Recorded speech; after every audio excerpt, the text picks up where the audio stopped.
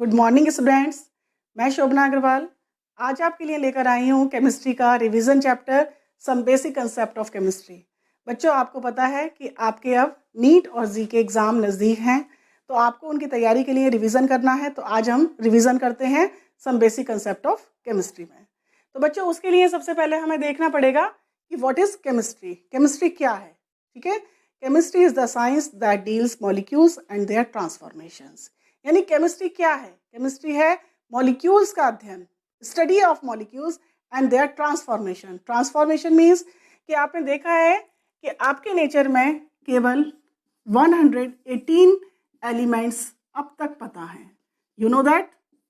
Clear है कि आपके 118 एलिमेंट्स हैं और 118 एलिमेंट्स में से अगर आप कंपाउंड्स, मॉलिक्यूल्स और दुनिया भर के मिक्सचर तैयार करते हैं तो कितने तैयार होते हैं? अनगिनत। ठीक है, इनफाइनाइट, यानी कि गिनती नहीं है। क्यों? क्योंकि जैसे हमारे इंग्लिश में अल्फ़ाबेट होते हैं A to Z, total alphabets are 26। ठीक है, 26 अल्फ़ाबेट हैं और उन 26 अल्फ़ाबेट से आप कितनी स्पेलिंग बना सकते हैं? आप काउंट कर सकते हैं? आप अपनी डिक्शनरी खोलिए, आप अपनी डिक्शनरी में अगर वर्ड्स को गिनेंगे तो आप गिन नहीं पाएंगे। इसी तरीके से जो हमारे 118 एलिमेंट हैं, ये 118 एलिमेंट जुड़ जुड़कर ही दुनिया भर के कंपाउंड्स बना रहे हैं। ठीक है, तो केमिस्ट्री क्या है? Chemistry is the study of molecules, study of their properties, study of their preparations, study of their structure is known as chemistry. यानी अगर हम कोई भी मैटर लेते हैं, उसकी प्रॉपर्टीज पढ़ते हैं, प्रिपरेशन पढ़ते हैं, स्ट्रक्चर पढ़ते हैं, तो सारी की सारी आती है केमिस्ट्री के अंदर। बहुत पुराने समय से, एंशियंट टाइम से हमें तो लगता है कि जो हमारे पूर्वज थे वो केमिस्ट्री को आज से बेहतर जानते थे। ठीक है, इतनी ब्रांचेस, जिसे केमिस्ट्री में पुरानी भाषा में कहा जाता था रस विद्या। ठीक है, रस शास्त्र, रस द्रव्य, यानी कि पुराने ज़माने में भस्म, कितनी तरह की जो नॉलेज थी, जो हमारे, अगर हम मोहनजोदड़ो और हड़प्पा की खुदाई में भी देखें तो जो हमें वहाँ के सामान मिले हैं, जो वहाँ की चिनाई मिली है, यानी कि पत्थरों को कैसे जोड़ा गया आपस में, वहाँ का सीमेंट क्या था, तो वो आज से बहुत बेटर है। ठीक है, शिल्पकला देखें तो आज से बहुत बेटर है। यानी कि हमारे लोग, जो हमारे इंडियंस थे, पूर्वज थे, वो केमिस्ट्री को आज से कहीं बहुत बेहतर जानते थे। ठीक है, तो अब हम ये देखेंगे कि केमिस्ट्री का इम्पोर्टेंस क्या है। What is the importance of chemistry? Next topic, importance of chemistry. देखिए बच्चों, ये हमारा क्विक रिवीजन है, तो हम थोड़ा सा इसे कम पढ़ेंगे। ठीक है, क्योंकि ये जो है हमारे एग्जाम पॉइंट ऑफ व्यू से नहीं है, सिर्फ हमारी नॉलेज बेस पर है। एग्जाम में जो मेन टॉपिक्स आते हैं उन टॉपिक्स की तरफ हम अभी आगे बढ़ेंगे। तो इम्पोर्टेंस ऑफ केमिस्ट्री में आता है कि जब आप सुबह उठते हैं तो आपकी शुरुआत ही केमिस्ट्री से होती है। कैसे? जब आप सुबह उठते हैं तो आप सबसे पहले करते हैं ब्रश, यानी कि टूथब्रश लेते हैं और उस पर पेस्ट लगाते हैं, तो वहीं से केमिकल स्टार्ट हो जाते हैं। Then soap and detergent, and then your breakfast, your food, lunch, dinner, your clothes, your shoes, your purse, belt, यानी इवन आप कुछ भी चीज़ उठा लीजिए ऊपर से नीचे तक, तो सब किसकी देन है? केमिस्ट्री की देन है। ड्रग्स, एक से एक जो दवाइयाँ बन रही हैं आजकल, वो सब किसकी देन है? केमिस्ट्री की। आप देख रहे हैं इस समय कोरोना कितना फैला हुआ है, और कोरोना से अब हम देख रहे हैं कि पिछले साल की अपेक्षा 2020 में जब कोरोना आया था, उससे 2021 में कितना चेंज आया है। कैसे? अब सबके वैक्सीनेशन हो रहा है, तो ये जो नई नई वैक्सीन्स बनाई जा रही हैं, नई नई मेडिसिन बनाई जा रही हैं, ये सब किसकी देन है? ये सब बच्चों केमिस्ट्री की देन है। तो अब हम नेक्स्ट टॉपिक की तरफ बढ़ेंगे। केमिस्ट्री के इम्पोर्टेंस ऑफ केमिस्ट्री के बाद आता है बच्चों इसके टाइप्स, यानी कि हम मेन पढ़ेंगे केमिस्ट्री की ब्रांचेस के बारे में, कि हमारी जो केमिस्ट्री है उसकी मेन ब्रांचेस क्या हैं। अब हम देखते हैं बच्चों ब्रांचेस ऑफ केमिस्ट्री। आप जब 12th लेवल पर आते हो तो आपको लगता है कि केमिस्ट्री की हमारी केवल 3 ब्रांचेस हैं। मेन 3 ब्रांचेस ही हैं, जिसमें सबसे पहले आती है आपकी फिजिकल केमिस्ट्री, देन आती है आपकी इनऑर्गेनिक केमिस्ट्री, और थर्ड पर आती है आपकी ऑर्गेनिक केमिस्ट्री। ठीक है। ये 3 ब्रांच मेन है जो आपकी बुक्स में आपको देखने को मिलती है। Physical chemistry, inorganic chemistry. Physical chemistry में क्या पढ़ते हैं हम? फिजिकल केमिस्ट्री में हम पढ़ते हैं कि मटेरियल, जो हमारा मैटर है, यानी कि जो हमारे मॉलिक्यूल्स हैं, उनकी फिजिकल प्रॉपर्टीज़ क्या हैं। फिर आता है हमारा इनऑर्गेनिक केमिस्ट्री। इनऑर्गेनिक केमिस्ट्री में हम पढ़ते हैं कि हमारा जो कार्बन और हाइड्रोजन के अलावा जितने भी एलिमेंट्स हैं, उन सब की स्टडी हम इनऑर्गेनिक केमिस्ट्री में पढ़ते हैं। और फिर देन आता है आपका organic chemistry. The study of carbon compounds is called organic chemistry. लेकिन इन 3 केमिस्ट्री के अलावा जब हम आगे जाते हैं, यानी कि अगर हम आगे बीएससी एमएससी करते हैं, तब हमें पता लगता है कि केमिस्ट्री की और भी बहुत सारी ब्रांचेस हो सकती हैं, जैसे इंडस्ट्रियल केमिस्ट्री, एनालिटिकल केमिस्ट्री, ठीक है, drug chemistry, forensic chemistry and so on. बहुत बच्चों, बहुत ज़्यादा ब्रांचेस हैं केमिस्ट्री के आगे। तो हम उन ब्रांचेस के बारे में अभी डिटेल में नहीं पढ़ रहे। अभी तो हमें सिर्फ इतनी जानकारी बहुत है कि हमारी केमिस्ट्री की मेन 3 ब्रांचेस हैं। फिर आता है बच्चों कंसेप्ट कि हमारी केमिस्ट्री क्या है। तो बच्चों, chemistry is the study of atoms and molecules. सबसे पहले हम जब पढ़ते हैं तो सबसे पहले हम एटम्स और मॉलिक्यूल्स के बारे में ही पढ़ते हैं। बच्चों, डाल्टन्स थ्योरी जब आई थी तो उससे बहुत पहले हमारे जो आचार्य कनड थे, उन्होंने एटम के बारे में बता दिया था। उन्होंने कहा था कि दुनिया की जो हर चीज़ है वो एक बहुत ही सूक्ष्मतम कण से मिलकर बनी हुई है, और उस सूक्ष्मतम कण का नाम उन्होंने दिया परमाणु, और जिसे इंग्लिश में डाल्टन ने बताया एटम। यानी कनड ने बताया कि हमारे जो हमारे महर्षि कनड हैं, उन्होंने बताया था कि जो हमारा पूरा संसार है वो बहुत छोटे, स्फेरिकल, इंडेस्ट्रक्टिबल, यानी कि जिसे ख़त्म नहीं किया जा सकता, ऐसे परमाणुओं से मिलकर बना है। तो ये केमिस्ट्री आज की नहीं है, बल्कि ये केमिस्ट्री तो बहुत ही पुरानी है। अब हम बच्चों अगले मेन टॉपिक की तरफ चलते हैं, जिसमें हम पढ़ेंगे कि व्हाट इज मैटर। मैटर क्या है? देखिए बच्चों, सबसे पहले हम बात करते हैं यूनिवर्स की। What is universe?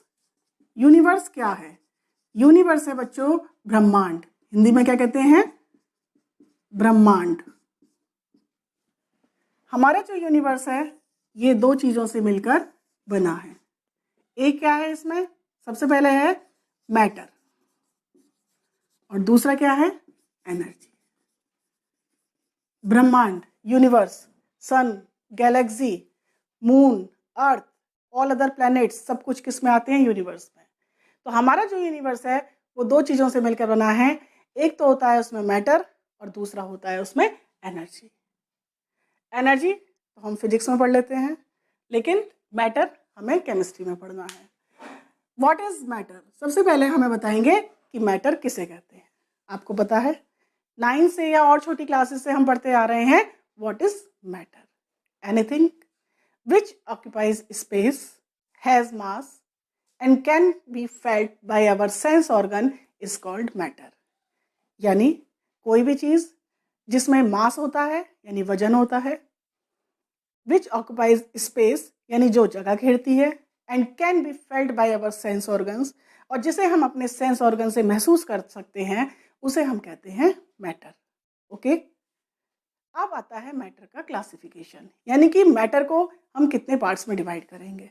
तो क्या आप मुझे बताएंगे कि आप रूम में बैठ के पढ़ रहे हैं, आप मेरी आवाज़ सुन रहे हैं? Yes, okay. तो आप रूम में बैठ के पढ़ रहे हैं, तो आप बताएंगे कि आपको क्या क्या चीज़ दिखाई दे रही है। सबसे पहले आप जिस चेयर पर बैठे हैं, तो आपकी जो टेबल और चेयर है वो मैटर है, because it has mass and occupies space. आपके पास पानी की बॉटल रखी है और आप वाटर ड्रिंक कर रहे हैं, तो ये जो पानी है आपका, ये भी क्या है? मैटर है, because it has mass and occupies space. लेकिन ये जो हवा है आपके रूम में, एयर है, ये आपको ना तो दिखाई दे रही है, ठीक है, आपको लग रहा है ना ये वजन है इसमें, क्योंकि एक बैलून में अगर हम गैस भर लेते हैं तो आपको बैलून अब भी बहुत हल्का दिखाई देता है, but it has mass, it can be felt by our sense organs, so it is called matter. तो बच्चों, गैस में बच्चे कंफ्यूज आते हैं, but gas is also matter. अब हम पढ़ते हैं कि हमारा मैटर को कितने पार्ट्स में डिवाइड किया गया है। तो बच्चों, हमारा जो मैटर है उसका क्लासिफिकेशन 2 तरह से है। एक तो है इसका फिजिकल क्लासिफिकेशन, दूसरा है इसका केमिकल क्लासिफिकेशन। तो सबसे पहले हम चलेंगे इसके फिजिकल क्लासिफिकेशन की तरफ। physically matter is divided into 3 parts: solid, liquid and gas. बहुत अच्छे से आपको आता होगा ये टॉपिक, सॉलिड, लिक्विड, गैस। तो थोड़ा हम ब्रीफ में ही पढ़ लेंगे इसको। सबसे पहले हम बात करते हैं सॉलिड की। सॉलिड में क्या होता है बच्चों? सारा खेल पार्टिकल्स का है। ये पार्टिकल्स बिल्कुल पास पास लगे होते हैं, एक दूसरे से बिल्कुल पास पास। इसमें हम 2 चीज़ें पढ़ते हैं, इंटरमॉलिक्यूलर स्पेस, यानी कि इन पार्टिकल्स के बीच में जो स्पेस है वो बहुत कम है, एंड इंटरमॉलिक्यूलर फोर्सेस, यानी इनके बीच में इंटर पार्टिकल फोर्स बहुत ज़्यादा है। यानी सॉलिड क्या है? जिसमें स्पेस क्या है बीच में? लेस, एंड फोर्स कैसा है? मोर। बात करते हैं अब लिक्विड की। लिक्विड में क्या होता है बच्चों? जो पार्टिकल्स होते हैं वो थोड़े दूर दूर हो जाते हैं। पार्टिकल्स दूर हो जाते हैं यानी कि स्पेस बढ़ जाता है और फोर्स थोड़ा कम हो जाता है। लेकिन अगर हम गैस की तरफ चलते हैं तो गैस में क्या होता है? हमारा जो स्पेस है वो बहुत ज़्यादा बढ़ जाता है। ठीक है, अब हम इनकी प्रॉपर्टीज़ की तरफ चलें। मेन प्रॉपर्टीज़ इनके अरेंजमेंट्स पर ही आती है, अरेंजमेंट ऑफ पार्टिकल्स पर ही आती है। अगर हम सॉलिड में देखें तो हम देख रहे हैं उनके पार्टिकल्स एकदम पास पास हैं। पार्टिकल्स पास पास हैं तो उससे क्या प्रॉपर्टी बनती है? इसमें आता है इनकी फिक्स्ड शेप, यानी इनकी शेप कैसी होती है? फिक्स्ड, और इनका वॉल्यूम भी कैसा होता है? फिक्स्ड। इट मीन्स ये जिस कंटेनर में जाते हैं उसकी शेप नहीं लेते हैं, बल्कि ये अपनी शेप को बरकरार रखते हैं। जैसे आपकी बुक है, आप अपनी बुक को बैग में रखते हो, चाहे आप अपनी बुक को टेबल पर रखते हो, आपकी बुक उतनी ही जगह घेरती है, उतना ही उसमें मास रहता है, वही उसकी शेप रहती है और वही उसका वॉल्यूम रहता है। लेकिन अगर बात करें हम लिक्विड की, तो लिक्विड में क्या होता है कि not fixed shape, no fixed shape, यानी इसकी शेप निश्चित नहीं होती। फॉर एग्जाम्पल, आप बाजार से दूध लेने जाते हैं, ठीक है, डेयरी से दूध लाते हैं, कंटेनर लेके जाते हैं अपना, या वो आपको पैकेट में मिल्क देता है। जब आप उस मिल्क को आके आप अपने भगोने में जिस भी बर्तन में पलटते हैं तो वो उसकी शेप ले लेता है, लेकिन उसका वॉल्यूम क्या रहता है? उसका वॉल्यूम फिक्स्ड रहता है। कैसे? बताइए जल्दी। क्योंकि वॉल्यूम नहीं बदला। वॉल्यूम कैसे नहीं बदला? बोलिए। वॉल्यूम इसलिए नहीं बदला क्योंकि आप अगर 1 लीटर दूध लाए थे तो वो अब भी 1 लीटर ही है, वो उठा नहीं है या वो कंप्रेस नहीं हुआ है। ठीक है, ना मिल्क में एक्सपेंशन है और ना ही कंप्रेशन है, तो उसका वॉल्यूम कितना है?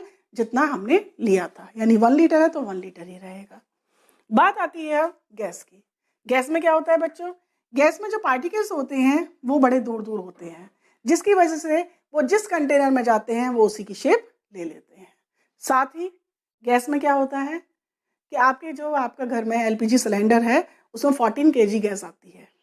ठीक है, पूरी गैस अच्छे से दबी हुई है, भरी हुई है, लेकिन जैसे जैसे आप गैस यूज़ करते जाते हैं तो आपका सिलेंडर खाली होता जाता है। सिलेंडर तो खाली होता है लेकिन गैस मॉलिक्यूल क्या करते हैं? पूरे सिलेंडर में फैलते जाते हैं। एग्जाम्पल, आपकी क्लास में 100 बच्चे पढ़ रहे हैं, तो 100 बच्चों की क्लास एकदम ठसाठस भरी हुई है, बिल्कुल पास पास बैठे हुए हैं। लेकिन जैसे जैसे आप लोग लीव कर रहे हैं क्लासरूम को, तो बच्चे क्या करते हैं? अगले दिन बच्चे आए हैं 20, तो 20 के 20 एक साथ नहीं बैठे हैं बल्कि पूरी क्लास में फैल चुके हैं। तो गैस में क्या होता है कि वो जिस कंटेनर में रखी जाती है उसे पूरे को कवर कर लेती है, घेर लेती है। इसलिए ना तो उनका वॉल्यूम फिक्स रहता है और ना ही उनकी शेप फिक्स रहती है। No fix shape, no fixed volume, ये मेन पॉइंट्स हैं। ठीक है, इसके बाद हमारा जो अगला पॉइंट आता है वो आता है कि अगर हम सॉलिड, लिक्विड, गैस को क्या एक दूसरे में बदल सकते हैं? तो इसका आंसर है यस। सॉलिड को हम लिक्विड में बदल सकते हैं। कैसे? कोई बच्चा मुझे बताएगा? आपने घर में देखा होगा, आपके पास आइस है, आप आइस को क्या करिए? बाहर निकाल के रख दीजिए, तो वो क्या बन जाएगी? लिक्विड। यानी कि अगर उसे हम सॉलिड को हीट करते हैं तो वो किस में बदलती है? लिक्विड में। और अगर हम लिक्विड को गर्म करते हैं, फॉर एग्जाम्पल पानी को गर्म करते हैं, तो वो किस में बदलता है? गैस में, वो वाटर वेपर्स बन जाता है। इसी तरह से इसका उल्टा करेंगे, अगर हम गैस को ठंडा करते हैं यानी कंडेंस करते हैं तो वो क्या बनती है? लिक्विड। और अगर हम लिक्विड को कूल करते हैं, ठंडा करते हैं, तो वो क्या बनता है, सॉलिड। यानी ये जो तीनों स्टेट हैं दीज आर कन्वर्टेबल, यानी ये आपस में चेंजेबल हैं, आपस में चेंज हो सकती हैं। कैसे? By changing the temperature and pressure. आप या तो टेम्परेचर बदलिए या प्रेशर बदलिए। जैसे सॉलिड कार्बन डाइऑक्साइड कैसे बनाई जाती है? By low temperature and high pressure. Carbon dioxide is a gas और हमें उसे अगर सॉलिड बनाना है तो कैसे बनाएंगे? बताइए। कि उसका टेम्परेचर कर देंगे कम और प्रेशर कर देंगे ज़्यादा। अब हम आते हैं बच्चों केमिकल क्लासिफिकेशन की तरफ। तो केमिकली जो हमारा सब्सटेंस है उसे हमने 2 पार्ट्स में डिवाइड करा है। एक करा है हमने प्योर सब्सटेंस और दूसरा करा है हमने इम्प्योर सब्सटेंस।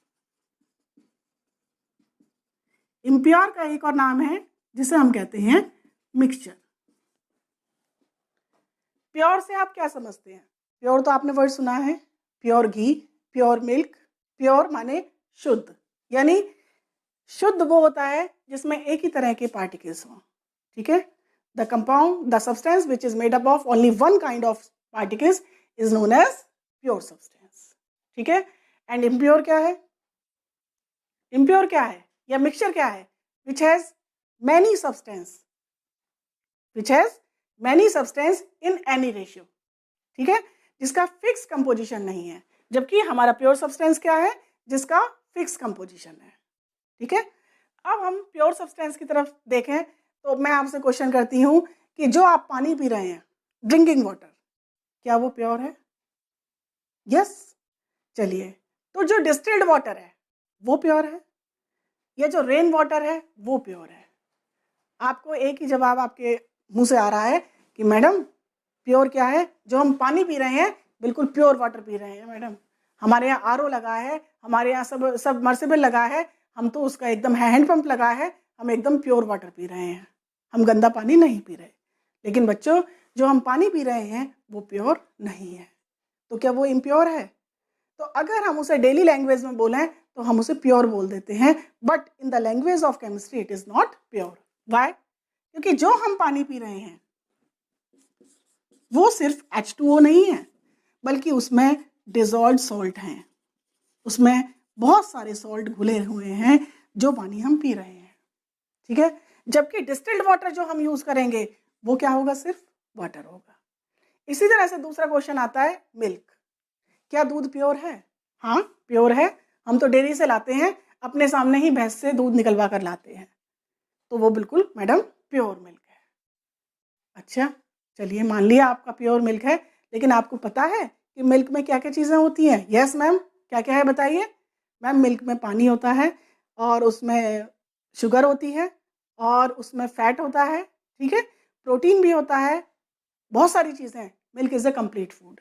जब मिल्क में आपने मुझे बता दिया कि इतनी सारी चीज़ें हैं, तो मिल्क प्योर कैसे हो गया? मिल्क क्या हो गया बच्चों? मिल्क इम्प्योर हो गया। मिल्क क्या बन गया? मिक्सचर बन गया। ठीक है? ध्यान रखेंगे इस चीज़ को। प्योर सब्सटेंस की डेफिनेशन बिल्कुल क्लियर अपने दिमाग में रखेंगे, विच is made up of only one kind of particle is called pure, जिसमें सिर्फ एक तरह के पार्टिकल्स हैं। अब इसमें हमारे आते हैं 2 टाइप। सबसे पहला आता है इसमें एलिमेंट और दूसरा आता है इसमें compound. What is element? Element क्या है? Element is a substance which is made up of only one kind of atoms, यानी जो एक ही तरह के एटम से मिलकर बना हुआ है उसे हम कहते हैं एलिमेंट। एक ही तरह के पार्टिकल्स कैसे? जैसे हमारा सोडियम का टुकड़ा ले लिया हमने, तो हमारे जितने भी पार्टिकल्स हैं सिर्फ ये सारे सोडियम के हैं। Na, Na, सब पार्टिकल्स किसके हैं? ये सोडियम के हैं। ठीक है? इसी तरह से हमने हाइड्रोजन ले लिया, सारे पार्टिकल्स हमारे हाइड्रोजन के हैं। तो यानी कि जिसमें एक ही तरह के एटम्स हैं वो कहलाता है हमारा एलिमेंट। लेकिन कंपाउंड क्या है? कंपाउंड में क्या होते हैं कि एक से ज़्यादा एलिमेंट के एटम्स होते हैं। Example H2O। H2O क्या है? इसमें एक पार्टिकल तो आपका है O, ये क्या है? O, और 2 पार्टिकल्स आपके क्या हैं? 2 पार्टिकल्स आपके हैं H के। ठीक है?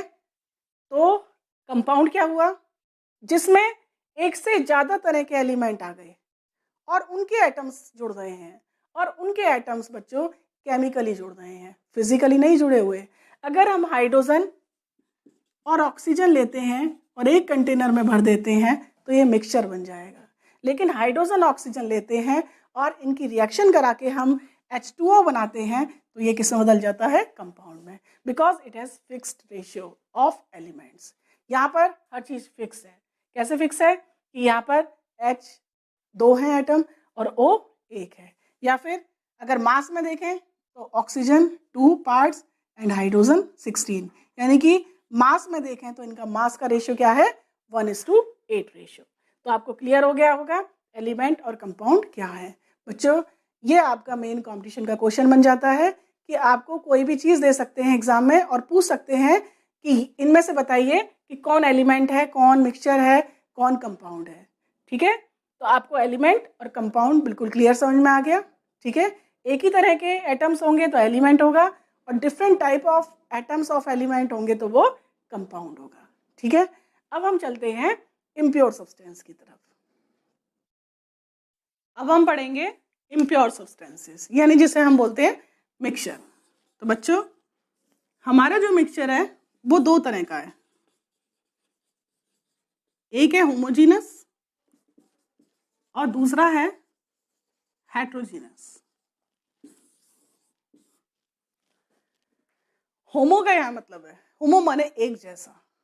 ठीक है, यानी वो मिक्सचर जिसमें सब्सटेंस एक से ज़्यादा है और फिजिकली मिले हुए हैं, केमिकली नहीं।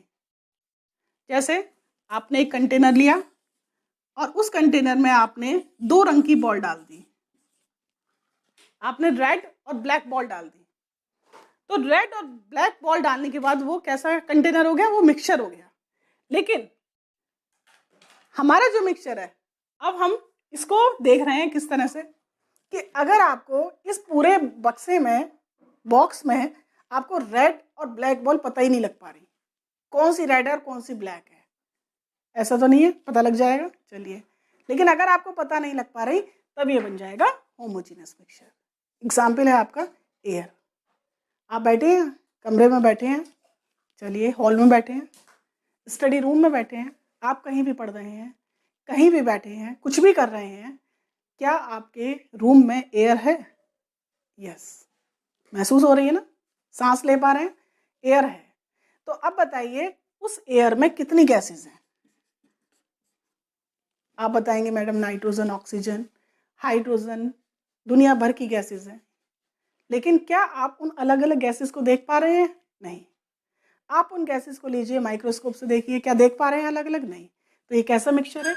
ये एक होमोजीनस मिक्सचर है। अब नेक्स्ट चलते हैं। नेक्स्ट है आपका ब्राइन। What is Bryan? नमक के पानी को हम क्या कहते हैं? ब्राइन। आपने एक बर्तन लिया और उसमें पानी भर लिया और उस पानी में थोड़ा सा, एक चुटकी या आधा स्पून नमक डाल दिया, तो आपका जो सारा नमक है वो क्या हुआ? वो सारा नमक आपका पानी में मिलता चला गया।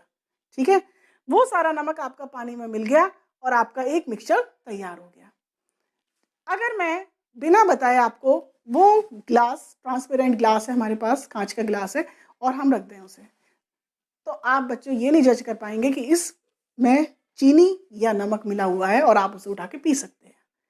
तो ऐसा मिक्सचर जो हमें नेकेड आई से क्या माइक्रोस्कोप से भी, जिसमें हम पार्टिकल्स को ना देख पाएँ, उसे कहते हैं हम होमोजीनस मिक्सचर, जिसमें आता है हमारा शरबत, चीनी का पानी, नमक का पानी और बहुत सारे।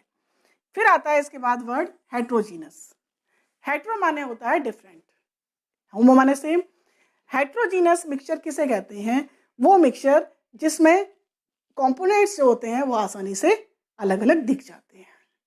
जैसे milk is a heterogeneous mixture, लेकिन मिल्क में आप कहेंगे ना फैट दिखाई दे रहा, ना प्रोटीन दिखाई दे रहा, ना उसमें हमें शुगर दिखाई दे रही, हमें सब कुछ एक सा दिखाई दे रहा है। इसी तरह से है हमारा ब्लड, इसी तरह से है हमारा पेंट। लेकिन बच्चों हमारी डेफिनेशन यहाँ पर आती है कि जो आँख से अगर नहीं दिखाई दे रहा है लेकिन माइक्रोस्कोप से जिसके पार्टिकल्स अलग अलग दिखाई दे जाएं, वो हेट्रोजीनस है। अब इसमें लेते हैं सैंड इन वाटर, यानी कि जो हमारा पानी है उसमें क्या है? उसमें सैंड मिली हुई है। तो बच्चों ये जो मिक्सचर है ये हमारा मिक्सचर हेट्रोजीनस है, क्योंकि अगर हम पानी में रेता डालेंगे तो पानी में जो रेता है वो बिल्कुल हमें साफ साफ दिखाई देगा। तो ये क्या हो गया हमारा हेट्रोजीनस। तो इस तरह से बच्चों हमने क्या पढ़ा, हमने अपने मैटर का पूरा क्लासिफिकेशन पढ़ लिया। ठीक है बच्चों, ये क्वेश्चन आपके एग्जाम में आते हैं। अभी मैंने एक कॉम्पिटिशन में एक क्वेश्चन देखा था जिसमें 4 ऑप्शन थे और पूछा था, ये आईआईटी का क्वेश्चन है बच्चों, ध्यान देंगे। आईआईटी का क्वेश्चन है कि उसमें लिखा था, एक तो लिखा था उसमें एरेटेड कोल्ड ड्रिंक्स, ठीक है, एक उसमें आया था ब्रॉन्ज, एक था उसमें आयोडाइज्ड सॉल्ट, और फोर्थ ऑप्शन था उसमें प्योर गोल्ड। ये उसके 4 ऑप्शन थे और उसने पूछा था बताइए इनमें से मिक्सचर या मिक्सचर्स कौन से हैं। ठीक है बच्चों, तो आपको छांटना है। एरेटेड कोल्ड ड्रिंक में दुनिया भर की चीज़ें मिली हुई हैं, एयर है, कार्बन डाइऑक्साइड गैस है, शुगर है, वाटर है, कलर है, तो ये हो गया हमारा मिक्सचर। ब्रॉन्ज, ब्रॉन्ज एक एलॉय है, मिक्सचर। आयोडाइज सॉल्ट यानी कि नमक, प्योर नमक नहीं है, उसमें कोई हमारा आयोडाइड मिला हुआ है। और नेक्स्ट है हमारा प्योर गोल्ड, प्योर गोल्ड का मतलब उसमें केवल सोना है। तो हमारे ये तीनों के तीनों मिक्सचर में आ गए थे, फर्स्ट, सेकंड एंड थर्ड। तो बच्चों ये हमारे कंपटीशन के क्वेश्चंस इसी तरह से आपको पूछे जा सकते हैं। डेफिनेशन तो नहीं पूछी जाती लेकिन एग्जाम्पल्स पूछे जाते हैं। चलिए अब पढ़ते हैं हम नेक्स्ट टॉपिक। नेक्स्ट टॉपिक है हमारा बच्चों separation of components of the mixture. यानी जो हमारा मिक्सचर है उसमें बहुत सारी चीज़ें हैं, 2 भी हो सकती हैं, 2 से ज़्यादा भी हो सकती हैं। तो उनको सेपरेट करने के लिए जो हम मेथड्स लगाते हैं वो मेथड्स हमारे क्या हैं। लेकिन मेथड्स पढ़ने से पहले हमें पढ़ना पड़ेगा कि हम किस बेस पर उनको अलग करेंगे। ठीक है, तो उसके लिए बच्चों जो हमारे मेथड्स हैं वो डिपेंड करते हैं, number 1 physical state of substance. हमारा सब्सटेंस की स्टेट क्या है। हमारी कितनी स्टेट होती हैं टोटल, 3 स्टेट्स हैं, सॉलिड, लिक्विड एंड गैस। तो हमारा पहला पॉइंट डिपेंड करेगा फिजिकल स्टेट पर और सेकंड पॉइंट डिपेंड करेगा हमारा फिजिकल प्रॉपर्टीज पर। यानी उनकी फिजिकल प्रॉपर्टीज क्या है, उनका मेल्टिंग पॉइंट क्या है, उनका बॉइलिंग पॉइंट क्या है, या उनकी सॉल्युबिलिटी क्या है। ठीक है, अब हम आते हैं इसमें टाइप्स ऑफ मिक्सचर्स। हमारे मिक्सचर 6 टाइप के हैं। सॉलिड सॉलिड, ठीक है, यानी देखने में वो सॉलिड नज़र आ रहा है। सॉलिड लिक्विड यानी देखने में वो लिक्विड नज़र आ रहा है। लिक्विड लिक्विड जैसे केरोसिन और पानी मिल गए हैं, दोनों लिक्विड हैं। इसी तरह से गैस लिक्विड, गैस गैस और गैस सॉलिड, ये हमारे मिक्सचर के टाइप हैं। और in different types different properties के आधार पर हमारे बहुत सारे मेथड्स हो जाते हैं। बच्चों ये टॉपिक मैं आपको इसलिए पढ़ा रही हूँ क्योंकि कॉम्पिटिशन में मैंने देखा है इस चैप्टर में से 2 टाइप के क्वेश्चन बहुत ज़्यादा बनते हैं। पहला तो बनता है सेपरेशन पर ही, ठीक है, सेपरेशन के जो टॉपिक्स हैं वो जो मेथड्स हैं वो आपके नीट और आईआईटी दोनों में पूछ लिए जाते हैं। ओके, और जो दूसरा मेन टॉपिक है वो बेटा आगे चैप्टर है मोल कंसेप्ट और स्टोइचियोमेट्री, उस पर दुनिया भर के क्वेश्चंस हैं, वो मैं आपको अभी नहीं अगले लेक्चर में बताऊंगी। तो अब हम चलते हैं इनके मेथड्स की तरफ। जो हमारे मेथड्स हैं उनकी तरफ चलते हैं। कितने मेथड्स हैं और आपके जो क्वेश्चंस आएंगे वो किस तरह से आएंगे। आपके मेथड्स नहीं पूछे जाएंगे, आपके एग्जाम्पल्स पूछे जाएंगे। For example sand and water को कैसे सेपरेट कर सकते हैं, 4 मेथड दे दिए, फिल्ट्रेशन, सेडिमेंटेशन, डिस्टिलेशन, तो आपको टिक करना है। ठीक है, तो आप सबसे पहले अब क्या सीखेंगे, टाइप्स ऑफ मेथड्स, मेथड कितने हैं। ठीक है, चलिए मेथड्स पढ़ते हैं।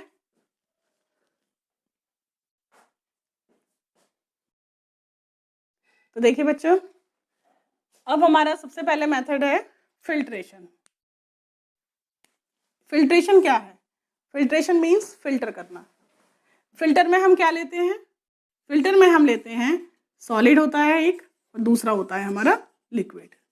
सिंपल, एक फनल होती है। फॉर एग्जाम्पल हमारा पानी और चौक है या पानी और रेता है, तो हम क्या करेंगे, उस मिक्सचर को इस सेपरेटिंग फनल में यहाँ क्या लगा देंगे, फिल्टर पेपर। फिल्टर पेपर लगा के जब हम छानेंगे तो नीचे क्या आ जाएगा, सारा हमारा वाटर, और ऊपर क्या रह जाएगा हमारा, यहाँ पर सैंड या चॉक। तो हमने देखा फिल्ट्रेशन मेथड कितना आसान मेथड है, और फिल्ट्रेशन हम यूज करते हैं सॉलिड लिक्विड के लिए। ठीक है, अब बात आती है नेक्स्ट टॉपिक की, जिसका नाम है क्रिस्टलाइजेशन। क्रिस्टलाइजेशन में क्या होता है बच्चों कि सॉलिड सॉलिड के लिए होता है, यानी हमारा सॉलिड है और उसमें इम्प्योरिटीज भी सॉलिड ही हैं, तब उसे हम कैसे अलग करें। तो हम यूज करते हैं क्रिस्टलाइजेशन मेथड। जैसे आपका कोई भी क्रिस्टल है, ये क्रिस्टलाइन सॉलिड के लिए होता है, आपका कोई भी क्रिस्टल है, वो क्रिस्टल आपका कॉपर सल्फेट भी हो सकता है, पोटाश एलम भी हो सकता है, और जब वो क्रिस्टल बना है तो उसमें इम्प्योरिटीज भी आ गई हैं। तो इस मेथड के लिए हम क्या करते हैं, सबसे पहले हम जो हमारा इम्प्योर क्रिस्टल है उसे हम बारीक कर लेते हैं और उसे हम चाइना डिश में पानी में घोल देते हैं। ठीक है, जो हमारा मिक्सचर है, यानी कि जिसमें सॉलिड सॉलिड, जैसे सपोज करिए आपके रेता मिल गया है किसमें, पोटाशियम में, तो आपने इसे बारीक कूट कर पानी में मिलाकर और हम इसे गर्म करने रख देते हैं। जब हम इसे गर्म करने रख देते हैं तो हम इसे इतना गर्म करते हैं कि ये क्रिस्टलाइजेशन पॉइंट तक पहुंचता है। क्रिस्टलाइजेशन पॉइंट तक कैसे पहुंचता है, ये क्रिस्टलाइजेशन पॉइंट तक ऐसे पहुंचता है कि हम इसमें एक ग्लास रॉड डालकर देखते हैं, ग्लास रॉड डिप करते हैं और ऐसे फूंक मारते हैं, तो इससे क्या होता है, हमारा जो ग्लास रॉड है उसके ऊपर छोटे छोटे छोटे छोटे दाने आ जाते हैं। तो हम समझ जाते हैं क्रिस्टलाइजेशन पॉइंट आ चुका है और हम हीटिंग को स्टॉप कर देते हैं। फिर हम उसे 7-8 घंटे के लिए इस लिक्विड को ऐसे ही छोड़ देते हैं। तो हम देखते हैं कि यहाँ पर हमें छोटे छोटे छोटे छोटे क्रिस्टल्स दिखाई देते हैं। ठीक है, और जो हमारी इम्प्योरिटीज थी वो सारी हमारी वाटर में रह जाती हैं, और ये जो क्रिस्टल्स आते हैं इन्हें हम बाहर निकाल कर पानी से धो लेते हैं और ये हमारे बिल्कुल प्योर क्रिस्टल होते हैं। तो क्रिस्टलाइजेशन मेथड किसके लिए पढ़ा आपने, सॉलिड सॉलिड के लिए। तीसरा मेथड है आपका फ्रैक्शनल क्रिस्टलाइजेशन। फ्रैक्शनल क्रिस्टलाइजेशन में क्या है कि आपके दो सॉलिड हैं और आपको दोनों ही सॉलिड चाहिए, लेकिन दोनों सॉलिड की सॉल्युबिलिटी अलग अलग है, एक ज़्यादा सॉल्युबल है एक कम सॉल्युबल है। तो आपको डिफरेंट डिफरेंट टाइप पर दो तरह के क्रिस्टल्स मिलेंगे और इसका नाम हो जाता है फिर फ्रैक्शनल क्रिस्टलाइजेशन। ठीक है, अब चलते हैं हम नेक्स्ट टॉपिक पर, यानी कि नेक्स्ट मेथड पर, नंबर 4 मेथड। अब लेते हैं बेटा 4th नंबर पर हम सब्लिमेशन। आप जानते हैं सब्लिमेशन किसे कहते हैं, जब हम सॉलिड को गर्म करें और वो डायरेक्ट गैस बन जाए। आपके घर में कपूर होता है, कपूर कैम्फर जो पूजा में यूज होता है, आप उसे बिना जलाए खोल कर कहीं भी रख दें तो आपको वो कपूर कुछ दिन बाद नहीं मिलेगा, यानी वो क्या हो गया, वो सॉलिड से गैस बन गया, वेपर्स बन गया। ठीक है, इसी तरह से आपका नेफ्थलीन बॉल्स होती हैं जो गर्म कपड़ों में रखी जाती हैं, आयोडीन है, ये सब सबलाइम होते हैं, यानी कि इनमें सब्लिमेशन प्रॉपर्टी होती है कि ये हीट मिलने पर, थोड़ा सा टेम्परेचर मिलने पर ये सॉलिड से गैस बन जाते हैं। तो सब्लिमेशन से हम बहुत सारे हैं, जैसे ये हमारा एक नीट का पेपर एग्जाम है, उसका क्वेश्चन है कि सैंड और आयोडीन को कैसे अलग करेंगे। तो हमें इसमें नेचर पता होना चाहिए, सॉलिड है, लिक्विड है, गैस है, ये तो स्टेट पता होनी चाहिए, और नेचर ये किस तरह के मटेरियल है। जैसे आयोडीन जो है वो हमारा सबलाइम हो जाता है, यानी कि सब्लिमेशन प्रॉपर्टी रखता है, तो हम इसे सब्लिमेशन मेथड से आराम से अलग कर सकते हैं। कैसे करेंगे, हम एक प्याली में दोनों को मिक्स करेंगे, मिक्स करने पर क्या होगा, गरम करेंगे, गरम करने पर जो हमारा आयोडीन है हम इसके ऊपर एक फनल ऐसे उल्टी रख सकते हैं, यहाँ पर कॉटन लगा देंगे तो हमारा आयोडीन सारा यहाँ जमा हो जाएगा और जो हमारा सैंड है वो नीचे रह जाएगा। तो सब्लिमेशन मेथड हो गया। नेक्स्ट मेथड है हमारा डिस्टिलेशन। डिस्टिलेशन से हम क्या कर सकते हैं बच्चों, हम इससे दो लिक्विड्स को सेपरेट कर सकते हैं, यानी कि ये लिक्विड लिक्विड के लिए यूज होता है, ये लिक्विड सॉलिड के लिए भी हो सकता है, लेकिन मेनली ये लिक्विड लिक्विड के लिए होता है। और अब क्वेश्चन ध्यान देंगे, इसका प्रिंसिपल क्या है। इसका प्रिंसिपल है कि जब हमारे दोनों लिक्विड्स के बॉइलिंग पॉइंट में काफ़ी डिफरेंस होगा, यानी 20 डिग्री सेल्सियस से ज़्यादा का डिफरेंस होगा, तब हम यूज़ करते हैं डिस्टिलेशन मेथड। डिस्टिलेशन में क्या होता है, हम एक फ्लास्क लेते हैं, ठीक है, लॉन्ग नेक वाला हमारा फ्लास्क है, और हम इस फ्लास्क में मिक्सचर भर लेते हैं। फॉर एग्जाम्पल हम ले रहे हैं water and alcohol, ethyl alcohol हम लेते हैं तो इसका है 78 डिग्री सेल्सियस और पानी का कितना है हमारा 100 डिग्री सेल्सियस बॉइलिंग पॉइंट, 22 का डिफरेंस है। हम इसे स्टैंड पर ऐसे अरेंज कर देते हैं और इसे गर्म करने रख देते हैं, ठीक है। यहाँ पर हम कंडेंसर लगा देते हैं और यहाँ पर हम एक रिसीविंग फ्लास्क लगा देते हैं। कंडेंसर क्या होता है, कंडेंस करने वाला, ठीक है। यहाँ से पानी अंदर जाता है और यहाँ से पानी बाहर आता है। कैसे करेंगे इसे, यहाँ से ये बंद होता है। सबसे पहले हम जो हमारा मिक्सचर है वाटर एल्कोहल का उसे गर्म करते हैं, लेकिन टेम्परेचर यानी कि यहाँ पर एक पड़ा होगा थर्मामीटर। हमें ध्यान रखना है कि जो हमारा टेम्परेचर है वो 80 से ऊपर ना जाए, ठीक है। अगर वो 100 तक पहुँच गया तो हमारी वेपर्स दोनों की बन जाएंगी। तो हमें ध्यान रखना है कि जो हमारे मिक्सचर में कंपोनेंट जिसका बॉइलिंग पॉइंट कम है केवल उस टेम्परेचर तक ही हमें टेम्परेचर रखना है, ओके। तो यहाँ हमें 80 तक टेम्परेचर रखना है। 80 तक क्या होगा, हमारी सिर्फ इथाइल एल्कोहल की वेपर्स बनेंगी और वेपर्स इस पाइप में चलेंगी। वेपर्स है तो उनको ठंडा करना है, तो ठंडा करने के लिए हमारा वाटर एक तरफ से आ रहा है और एक तरफ से जा रहा है। तो हमारी ये वेपर सारी ठंडी हो जाएंगी और यहाँ पर हमें इस बर्तन में सारा का सारा क्या मिलेगा, सिर्फ इथाइल एल्कोहल, और यहाँ जो रह जाएगा एंड में वो सिर्फ क्या होगा, हमारा वाटर होगा, ठीक है। तो अब हम देख रहे हैं तीसरा मेथड। तीसरे मेथड में हमें क्या करना है, फ्रैक्शनल डिस्टिलेशन। क्या मेथड है वो, फ्रैक्शनल डिस्टिलेशन, यानी डिस्टिलेशन का ही रूप है। फ्रैक्शनल डिस्टिलेशन में क्या होता है कि जब हमारे कंपोनेंट्स एक से ज़्यादा होंगे, डिस्टिलेशन में कितने बताए थे मैंने, 2, और फ्रैक्शनल डिस्टिलेशन में हमारे होंगे मिक्सचर में बहुत ज़्यादा कंपोनेंट्स और ऐसे कंपोनेंट्स जिनके बॉइलिंग पॉइंट में स्लाइट डिफरेंस होगा, यानी कि डिफरेंस भी कम होगा। ये यूज़ करते हैं बच्चों हम पेट्रोलियम की रिफाइनिंग में, यानी कि refining of petroleum. What is petroleum, petroleum is a crude oil. Crude oil है, कच्चा तेल है जो हमें ज़मीन से मिलता है, माइनिंग होती है, ठीक है, पाइप के सहारे निकाला जाता है कच्चा तेल, लेकिन ये कच्चा तेल बहुत गंदा होता है।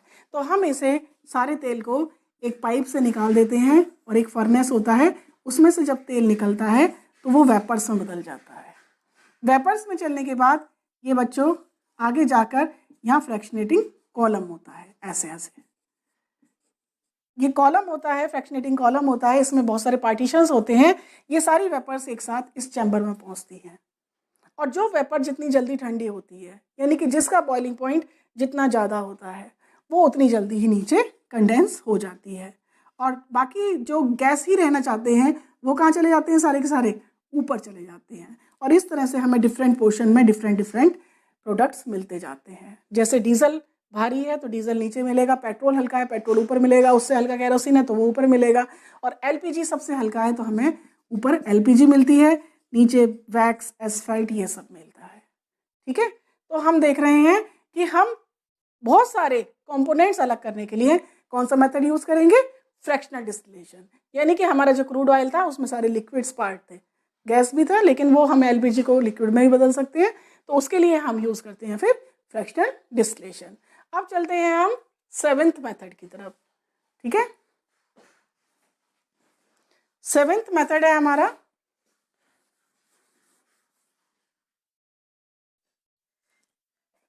नेक्स्ट मेथड है हमारा स्टीम डिस्टिलेशन। स्टीम डिस्टिलेशन क्या है, इसमें स्टीम डिस्टिलेशन में हम 2 मिक्सेबल लिक्विड, मिक्सेबल मीन्स क्या होता है बच्चों, मिक्सेबल मीन्स आता है सॉल्युबल, आपस में मिल जाने वाले लिक्विड, ठीक है। तो 2 मिक्सेबल लिक्विड हैं आपके पास और उन दोनों को आपको सेपरेट करना है।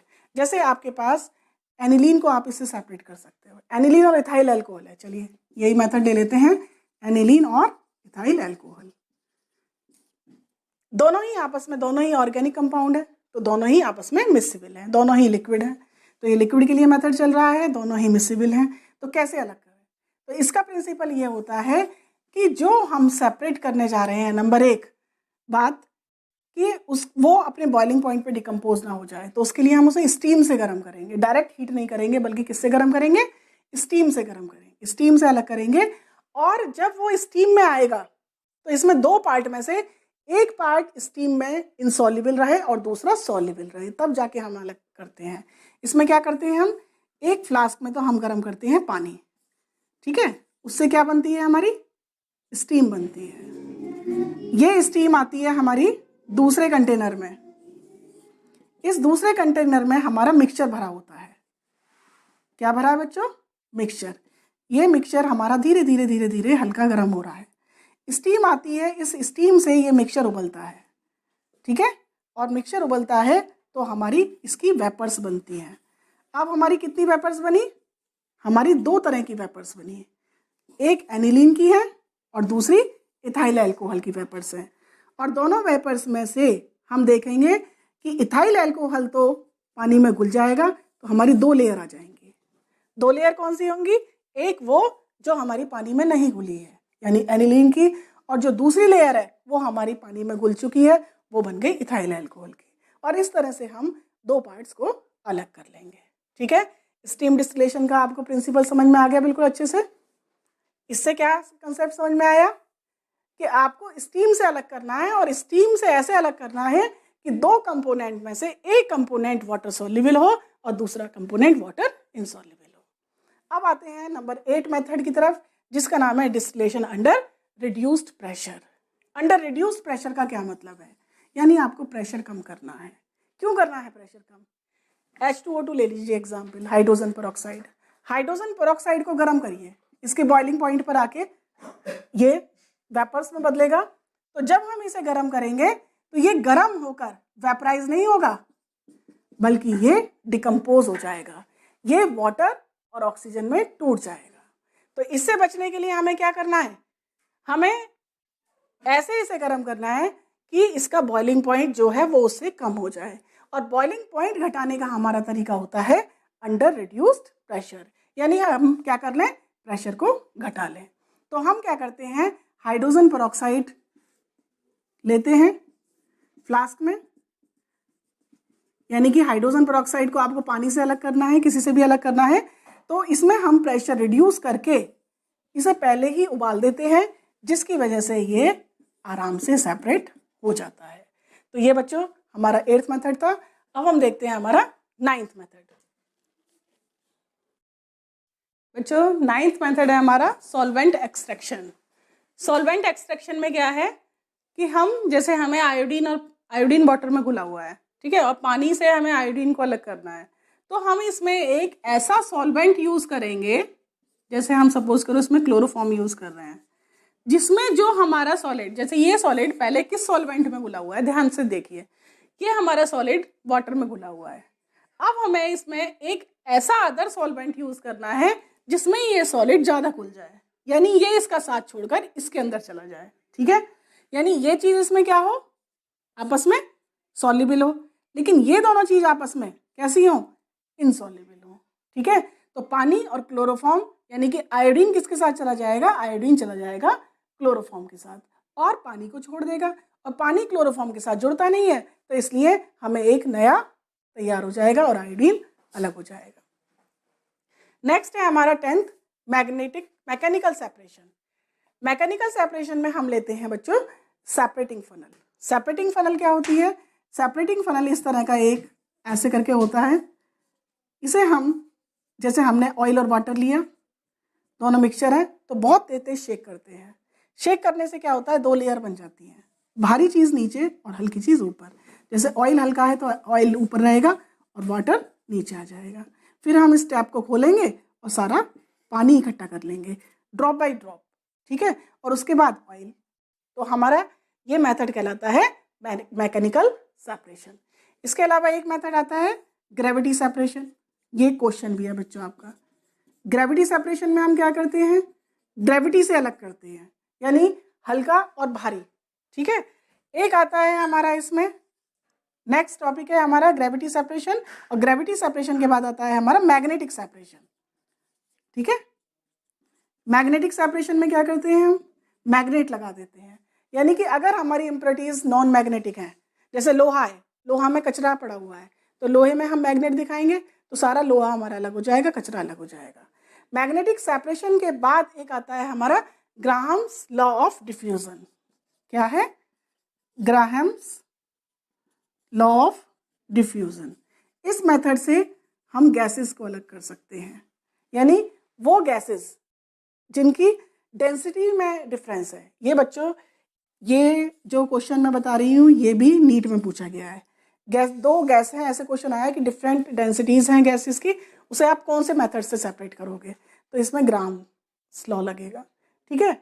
और ग्रेविटी सेपरेशन में आपका क्या होगा, ग्रेविटी सेपरेशन में भी आपका डेंसिटी का डिफरेंस रहता है, ठीक है। लास्ट पे आता है आपका बच्चों क्रोमेटोग्राफी। क्या है, क्रोमेटोग्राफी।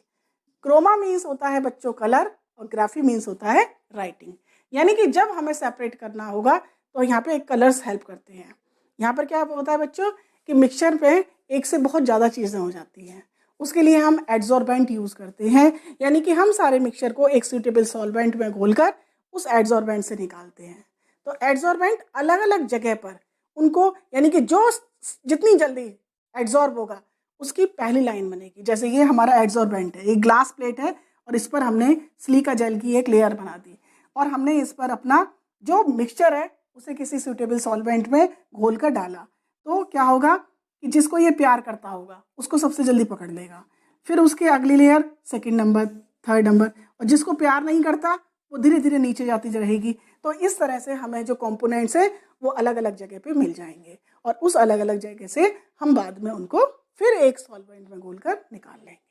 तो बच्चों, मैंने आज आपको 14 टेक्निक्स बताई, 14 मेथड्स बताए जिसके जरिए हम मिक्सचर में से कंपोनेंट्स को अलग कर सकते हैं, ठीक है। अब हम अगला टॉपिक देखते हैं। अब हम पढ़ेंगे बच्चों properties of matter and their measurements. Matter थोड़ी देर पहले पढ़ के चुके हैं, मैटर क्या है बताइए, बताइए जल्दी से। Matter, anything which occupies space, has mass and can be felt by our sense organ is called matter। अब हम पढ़ रहे हैं मैटर की प्रॉपर्टीज। हमारे मैटर को हमने प्रॉपर्टीज दो ले ली। आपको पता ही है केमिस्ट्री जब आप पढ़ चुके, आप 12th कर चुके, ठीक है, कर ही चुके, रिजल्ट ये कोरोना है, सब पास हो चुके हैं।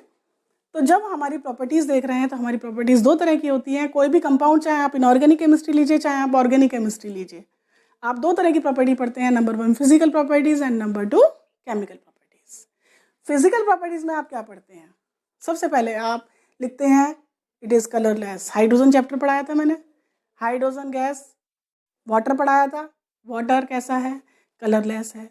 तो सबसे पहले हम फिजिकल प्रॉपर्टीज़ में देखते हैं कि जो हम मैटर पढ़ने जा रहे हैं, जो हम मॉलिक्यूल्स, जो हम कंपाउंड पढ़ने जा रहे हैं, उसका कलर कैसा है। नंबर 2, उसकी ओडोर कैसी है। ओडोर माने उसकी स्मेल, और इसी में हम ले सकते हैं टेस्ट, उसका टेस्ट कैसा है, स्वाद में कैसा है। नेक्स्ट आता है उसका melting point and boiling point. हमेशा लिखते हैं कि उसका मेल्टिंग पॉइंट और बॉइलिंग पॉइंट कितना है। फिर आता है उसकी डेंसिटी, हवा से भारी है, हवा से हल्का है, पानी से भारी है, पानी से हल्का है, यानी कि उसकी डेंसिटी क्या है। इनके अलावा और बहुत सारी प्रॉपर्टी आती हैं, लेकिन मेनली हम यही प्रॉपर्टीज़ लेके चलते हैं। इसके अलावा स्पेसिफिक हीट हो जाता है, ठीक है, सरफेस टेंशन हो जाता है, विस्कोसिटी हो जाता है, बहुत सारी फिजिकल प्रॉपर्टीज़ हैं। देन हम बढ़ते हैं केमिकल प्रॉपर्टीज़ की तरफ। केमिकल प्रॉपर्टीज़ में सबसे पहले आता है कंपोजिशन, यानी कि जो हम मैटर पढ़ने जा रहे हैं, सपोज करिए हम वाटर पढ़ने जा रहे हैं, वाटर का कंपोजिशन क्या है, यानी कि वाटर का फॉर्मूला क्या है, वाटर किस किस एलिमेंट से मिलके बना है, किस किस एलिमेंट के कितने कितने एटम्स हैं, नंबर ऑफ एटम्स का रेशियो क्या है, नंबर ऑफ उसमें मास का रेशियो क्या है, यानी ये सारी चीज़ें हमारी आ जाती हैं कंपोजिशन में। नेक्स्ट लेते हैं हम कंबेशबिलिटी। कंबेशबिलिटी मीन्स क्या होता है, यानी कि वो कंबेशेबल है या नॉन कंबेशेबल है, यानी कि आग पकड़ सकता है या आग नहीं पकड़ सकता। तीसरा है हमारा मेन कंसेप्ट, मेन है हमारा रिएक्टिविटी, यानी वो किससे रिएक्शन कर रहा है, इट इज़ लेस रिएक्टिव और मोर रिएक्टिव। पानी की बात करें, हाइड्रोजन की बात करें, तो कितना रिएक्टिविटी है इनकी, ठीक है। और दुनिया भर के जो कंपाउंड्स हैं वो उनमें रिएक्टिविटी, एलिमेंट्स की रिएक्टिविटी, ये सब हम पढ़ते हैं केमिकल प्रॉपर्टीज़ में। तो बच्चों, ये जितना भी मैं आपको बोर्ड पर लिख देती हूँ, ये आपको इसीलिए लिखती हूँ कि मेरे बोलने से आप सुन रहे हैं, लेकिन जो लिखा हुआ है आप स्लाइड को रोक कर अपना नोट कर सकते हैं। तो बच्चों, ये पॉइंट्स हैं जो आप, ये जो मैं तुम्हें पढ़ा रही हूँ, बिल्कुल बच्चों बेसिक टॉपिक पढ़ा रही हूँ, इसलिए बेस आपका मजबूत करने के लिए आप इन टॉपिक्स को लिखा करिए। चलिए अब नेक्स्ट पढ़ते हैं मेजरमेंट। नेक्स्ट है हमारा मेजरमेंट ऑफ फिजिकल प्रॉपर्टीज़। यानी कि जो हम फिजिकल प्रॉपर्टीज़ हैं उन्हें हम कैसे मेज़र करेंगे, तो बच्चों उन्हें मेज़र करने के लिए हमने यहाँ पर दो सिस्टम लिए हैं। एक है हमारा इंग्लिश सिस्टम और दूसरा है हमारा मैट्रिक सिस्टम। मेन बात करते हैं अब हम मैट्रिक सिस्टम की। और मैट्रिक सिस्टम में जो अब हमारा सिस्टम चल रहा है उसका नाम है इंटरनेशनल सिस्टम ऑफ यूनिट्स, जिसे हम बोलते हैं एसआई। एसआई माने सिस्टम इंटरनेशनल, ठीक है। इसमें हम ये देखेंगे कि इस इंटरनेशनल सिस्टम ऑफ यूनिट्स के अनुसार हमारी फिजिकल प्रॉपर्टीज़ मेनली कितनी हैं। तो बच्चों फिजिकल प्रॉपर्टीज़ तो बहुत हैं, लेकिन इनमें से हमारी 7 होती हैं बेस यूनिट्स, ठीक है। 7 हैं हमारी बेस प्रॉपर्टीज़, जिसकी हमारी 7 होंगी बेस यूनिट्स। इस बेस को हम बेसिक यूनिट्स भी कहते हैं या फिर हम इसे फंडामेंटल भी कहते हैं, ठीक है। ये 7 हमारी बेस यूनिट्स कौन कौन सी हैं? एक तो आती है इसमें लेंथ, सबसे पहले नंबर पर क्या है इसमें? लेंथ। दूसरे नंबर पर है इसमें मास। तीसरे नंबर पर है इसमें टाइम। फोर्थ नंबर पर है इसमें इलेक्ट्रिक करंट, ठीक है। पहले हम 4 पढ़ते हैं। सबसे पहले हम बात कर रहे हैं लेंथ की।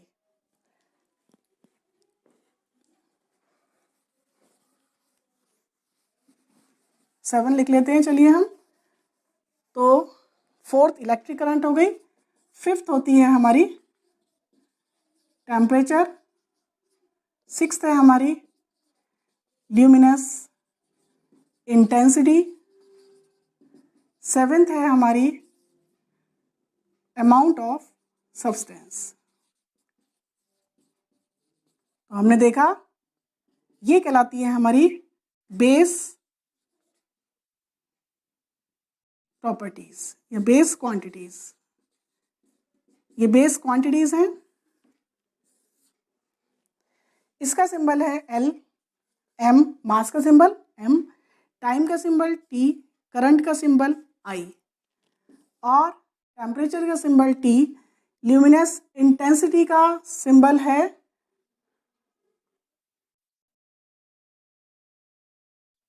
ठीक है, और अमाउंट ऑफ सब्सटेंस का सिंबल है हमारा मोल। अब यूनिट्स पर आते हैं इनकी। लेंथ की यूनिट है मीटर, मास की यूनिट है किलोग्राम, टाइम की यूनिट है सेकंड, इलेक्ट्रिक करंट की यूनिट है एम्पियर, टेम्परेचर की यूनिट है केल्विन, ल्यूमिनस इंटेंसिटी की यूनिट है कैंडेला और मोल की यूनिट है मोल। सिंबल पर आते हैं। मीटर का सिंबल है एम, ये हमारा है KG, second, ampere, kelvin, candela और मोल। यहाँ हमारा इसका सिंबल है बच्चों एन, अमाउंट ऑफ सब्सटेंस। तो हमने देखा कितनी हमारी बेसिक यूनिट है 7।